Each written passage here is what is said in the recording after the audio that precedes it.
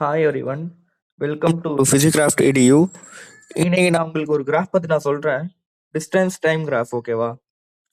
Distance time graph ஒரு சிம்பிளான graph தான். இந்த ஃபர்ஸ்ட் நம்ம உள்ள எடுத்துக்கணும். For an uniform motion. Uniform motion என்ன, நம்ம வந்து ஸ்பீடை கான்ஸ்டண்ட்டாக வச்சு நம்ம ட்ராவல் பண்ணோம், ஓகேவா? ஸ்பீடு கான்ஸ்டண்ட்டாக வச்சு ட்ராவல் பண்ணும்போது நீ எவ்வளோ டிஸ்டன்ஸ் கவர் பண்ணாலும் நீ என்ன டைமில் நீ கவர் பண்ணுற அப்படின்னு பார்க்கும்போது will get a straight line. For an stationary body என்ன எதுவுமே இல்லை.